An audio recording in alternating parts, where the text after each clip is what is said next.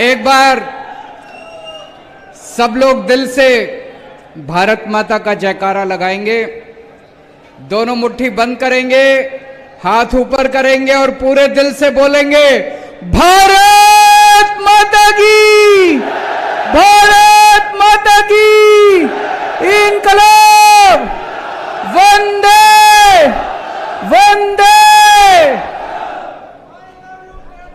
I love you to.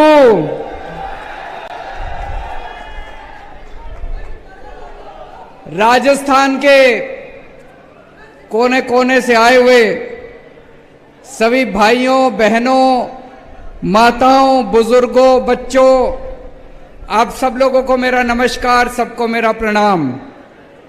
इतनी भारी संख्या में आज सब लोग यहां आए हैं, आपको मैं तहे दिल से शुक्रिया अदा करता हूं। हमें सुनने के लिए आप राजस्थान के कोने कोने से आए। अभी जब हम लोग आ रहे थे, हमने देखा पूरे गंगानगर में, और केवल गंगानगर नहीं, खासकर ये जो स्टेडियम है, स्टेडियम के चारों तरफ गहलोत साहब ने अपने होर्डिंग और अपने बैनर लगा रखे हैं। मैं उनको कहना चाहता हूं, गहलोत साहब 5 साल काम कर लेता तो ये नीच हरकत नहीं करनी पड़ती आपको।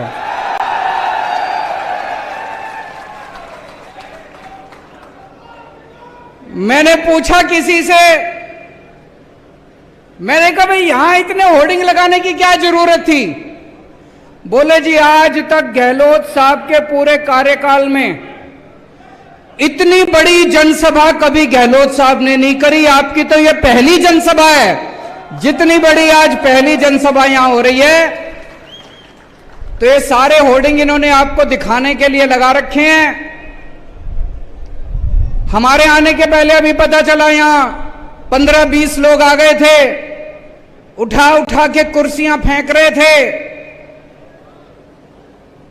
ये तो डरपोक लोगों की हरकत है, ये तो कायर लोगों की हरकत है। अगर 5 साल काम कर लेते गहलोत साहब तो ये सब आपको करने की जरूरत नहीं पड़ती, आपका काम बोलता। आपने 5 साल काम नहीं करा, इसलिए आज आपको केजरीवाल की रैली खराब करने की जरूरत पड़ रही है। इसलिए आज आपको आम आदमी पार्टी की रैली खराब करने की जरूरत पड़ रही है। अगर आप राजस्थान के लोगों के दिलों में बसते तो आप आराम से चैन की नींद सो रहे होते। आज क्या कर रहे हैं गहलोत साहब? चारों तरफ रोज एक नया झुंझुना, रोज एक नया झुंझुना, रोज एक नया झुंझुना। उसकी बात करेंगे सारी, लेकिन सबसे पहले मैं आपको कहना चाहता हूं, मैं एक आम आदमी हूं, छोटा सा आदमी हूं।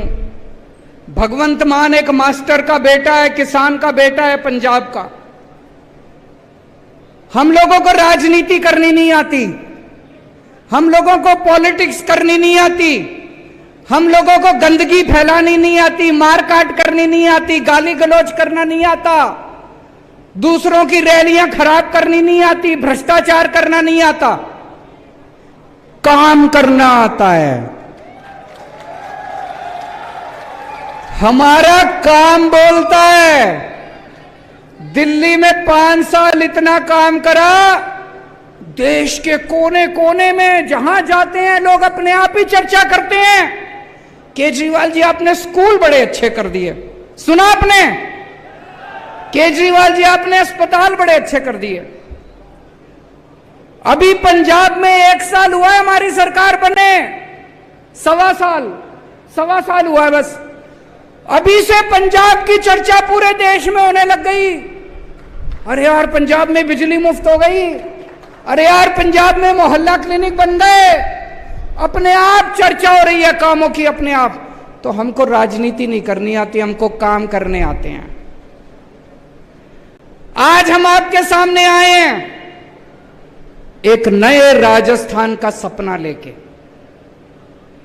आपने 50 साल कांग्रेस को दिए, 50 साल राजस्थान पे कांग्रेस ने राज करा, 18 साल बीजेपी ने राज करा। क्या दिया आपको? केवल उन्होंने मिलकर कांग्रेस और बीजेपी वालों ने राजस्थान को लूटा, चूस लिया दोनों पार्टियों ने मिलकर राजस्थान को। माने तुम्हारी बात, कोई प्लान नहीं इनके पास, कोई प्लानिंग नहीं इनके पास, कोई इनके कैसे माने भारत विकसित देश बन जाएगा? झूठ बोल रहे हैं, इनको कुछ नहीं पता। आज भारत सरकार अनपढ़ लोग चला रहे हैं, उनको कोई समझ नहीं है। 6 साल पहले बोले 2000 का नोट लाओ तो भ्रष्टाचार खत्म हो जाएगा, आज कह रहे हैं 2000 का नोट हटाओ तो भ्रष्टाचार खत्म हो जाएगा। एक दिन बोले नोटबंदी कर देते हैं। भाई साहब, जब नोटबंदी करी थी पूरा देश बर्बाद कर दिया इन्होंने, कोई उसका फायदा नहीं हुआ। 20 साल पीछे चला गया देश, 20 साल पीछे चला गया देश। आज अगर पढ़े लिखे होते केंद्र सरकार के अंदर, कभी नोटबंदी नहीं करते, कभी किसानों के कानून नहीं लेके आते। ये अगली बार वोट डालने जाओ, भाई साहब एक काम तो करना, पढ़े लिखों को वोट देना, अनपढ़ लोगों को, फर्जी डिग्री वालों को वोट मत देना। हमने काम करके दिखाया है। आज लोग हमारे पे क्यों भरोसा करते हैं? हमने काम करके दिखाया है। दिल्ली में काम करके दिखाया, पंजाब में काम करके दिखाया है।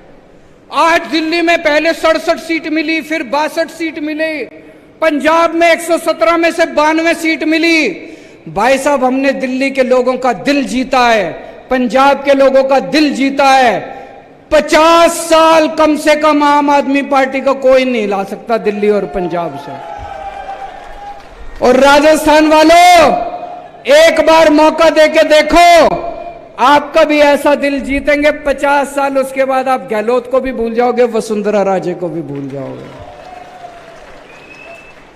आज मैं हर मां से, हर बेटी से, हर बहन से, हर महिला से अपील करना चाहता हूं, अगर आपको अपने बच्चों को अच्छी शिक्षा देनी है, अगर आपको अपने बच्चे प्यारे हैं, अगर आप अपने बच्चों को रोजगार देना चाहती हो, केवल केजरीवाल दे सकता है और कोई नहीं दे सकता। केजरीवाल को वोट दे देना।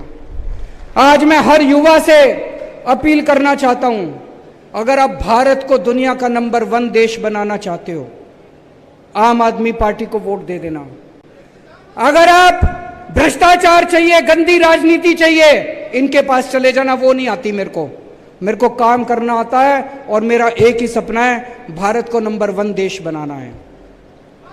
और दोस्तों, अंत में मैं आपको एक ऐसे राजा की कहानी सुनाना चाहता हूं।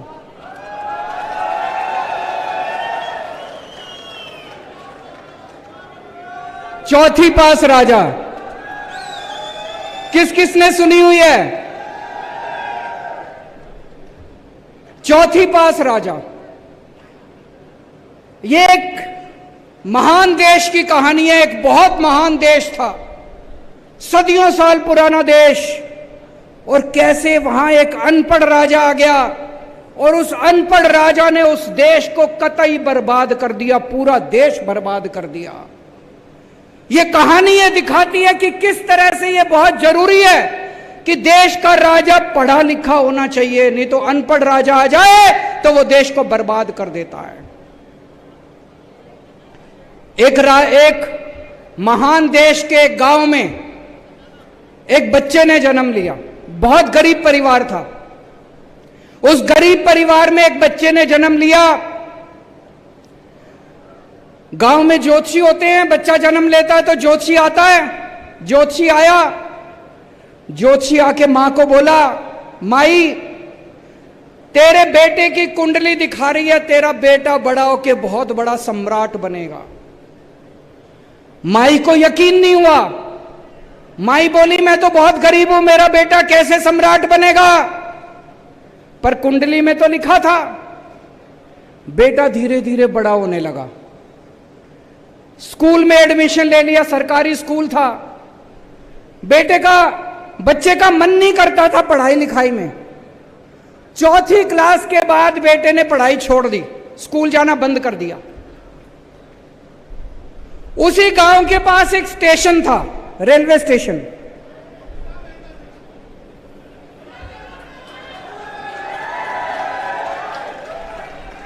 तो गांव घर में बहुत गरीबी थी, गरीबी की वजह से घर में गुजारा नहीं होता था, तो बच्चा स्टेशन पे जाके चाय बेचा करता था। समझ गए? समझ गए? तो बेटा स्टेशन पे जाके चाय बेचा करता था, भाषण बड़े अच्छा देता था। वो बचपन से ही उसको भाषण देने की लत थी। गांव के बच्चों को इकट्ठा कर लेता और खूब भाषण देता। एक बार शुरू होता तो बंद ही नहीं करता, और किसी टॉपिक पे बुलवा लो खूब फेंकता, लंबी लंबी फेंकता। वो बचपन से ही फेंकता था। बच्चा धीरे धीरे बड़ा हुआ। ज्योतिषी की भविष्यवाणी थी, बड़ा होके बच्चा देश का राजा बन गया। अब राजा तो बन गया, पढ़ा लिखा था नहीं, समझ थी नहीं, बेवकूफ था, कुछ आता नहीं था, कुछ समझ नहीं थी। तो अफसर उसके पास फाइल लेके आते। जब अफसर उसके पास फाइल लेके आते, उसे कुछ समझ ही नहीं थी। अब वो अफसरों से कह नहीं सकता मेरे को कुछ नहीं आता, शर्म आती थी उसको। अफसर उससे जो मर्जी साइन करा के ले जाते, जो मर्जी साइन करा के, उल्टा सीधा सब कुछ साइन कर देता था वो बेवकूफ राजा, अनपढ़ राजा, चौथी पास राजा। धीरे धीरे पूरे देश में फैल गया राजा अनपढ़ है। राजा को बड़ा बुरा लगा कि लोग मेरे को अनपढ़ कहते हैं। तो एक दिन राजा ने किसी को कह के एक फर्जी डिग्री का इंतजाम कर लिया। फर्जी डिग्री का इंतजाम कर लिया, एमए की डिग्री। राजा बोला मैं एमए हूं। जनता को तो सच्चाई पता थी, जनता को पता था अनपढ़ राजा है, चौथी पास है, डिग्री फर्जी है। धीरे धीरे राजा अहंकारी होता गया, इतना अहंकार, लोग आते, अनपढ़ था, कुछ भी कह देते, आप तो देवता हो, आप तो ऐसे हो, आप तो ऐसे हो। और राजा अहंकार में डूबने लग गया, अहंकार में डूबा।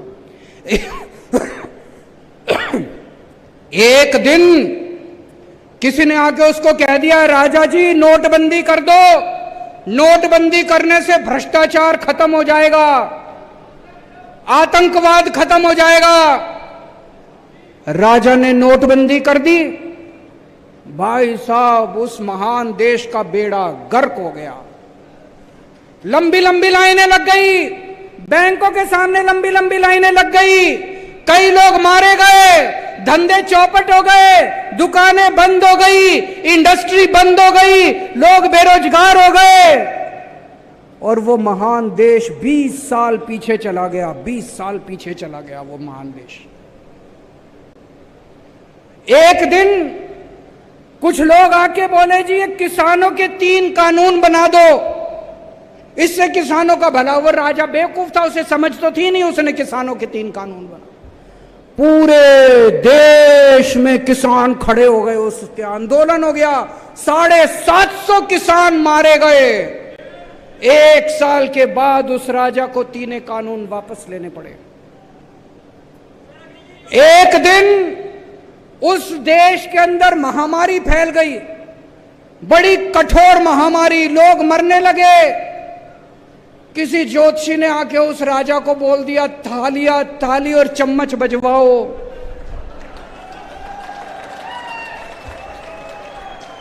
उस राजा ने सारे देश को थाली चम्मच बजवा दी।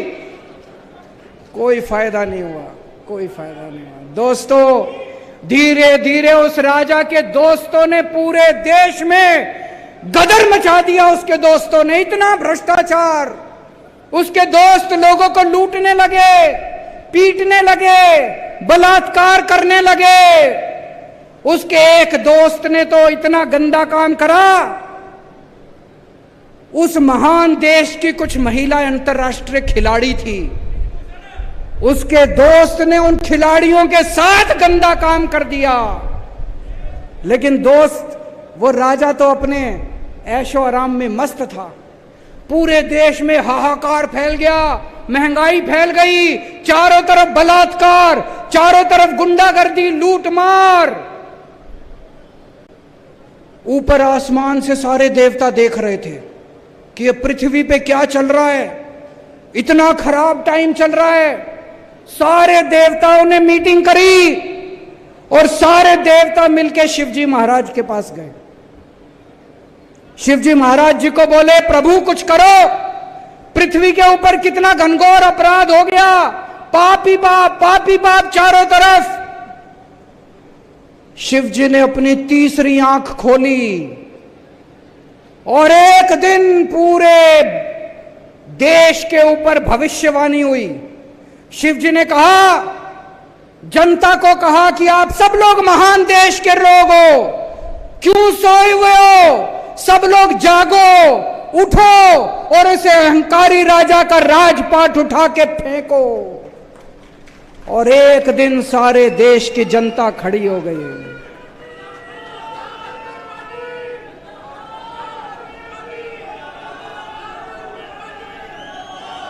एक दिन उस महान देश की सारी जनता खड़ी हो गई। देश तो महान था, जनता भी महान थी, लेकिन जनता सोई हुई थी। जनता को भगवान शिव ने जागृत कर दिया, सारी जनता खड़ी हो गई और उस अहंकारी भ्रष्टाचारी चौथी पास राजा को जनता ने उखाड़ के फेंक दिया।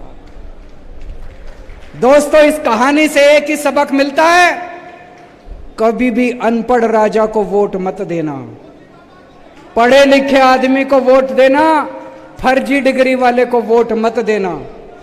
और राजस्थान में एक मौका दो आम आदमी पार्टी को, आपको यकीन दिलाता हूं अगले 50 साल आप सारी पार्टियों को भूल जाओगे। भारत माता की।